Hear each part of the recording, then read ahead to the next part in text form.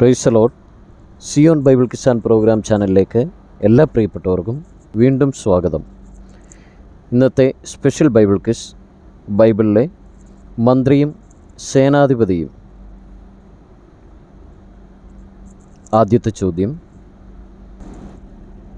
ശൗലിൻ്റെ സേനാധിപതി ആരായിരുന്നു?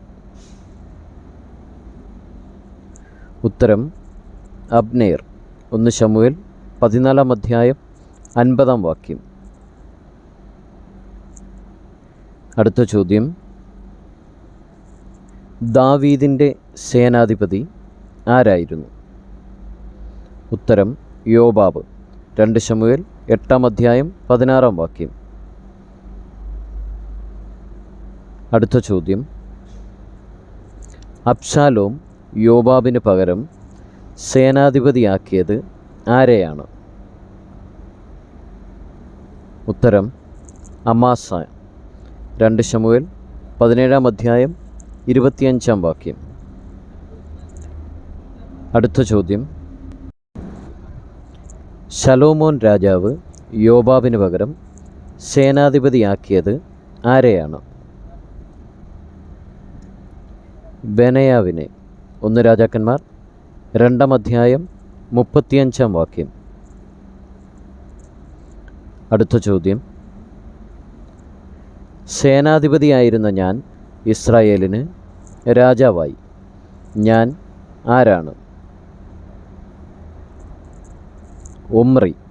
1 രാജാക്കന്മാർ 16 അധ്യായം 16 വാക്യം. അടുത്ത ചോദ്യം, ദാവീദിൻ്റെ മന്ത്രി ആരായിരുന്നു?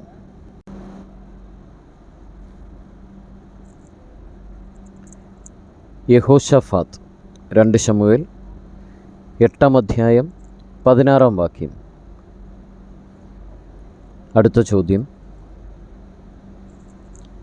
അബ്ശാലോം യാഗം കഴിക്കുമ്പോൾ ദാവീദിൻ്റെ ഏത് മന്ത്രിയെയാണ് ആളയച്ചു വരുത്തിയത്? അഹീത്തോഫേലിനെ. 2 ശമൂവേൽ 15 അധ്യായം 12 വാക്യം. അടുത്ത ചോദ്യം,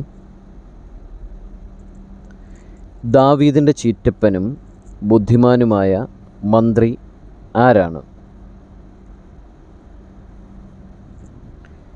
യോനാഥാൻ.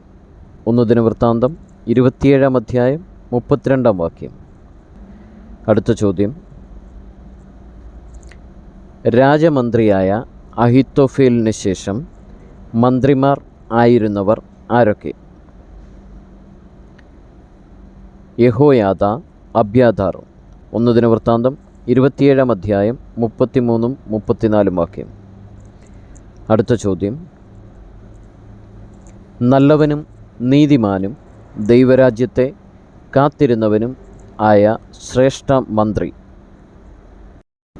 അരിമഥ്യയിലെ യോസെഫ്. മർക്കോസിൻ്റെ സുവിശേഷം 15 അധ്യായം 43 വാക്യം. ലൂക്കോസ് 23:50. Thanks for watching. God bless you all.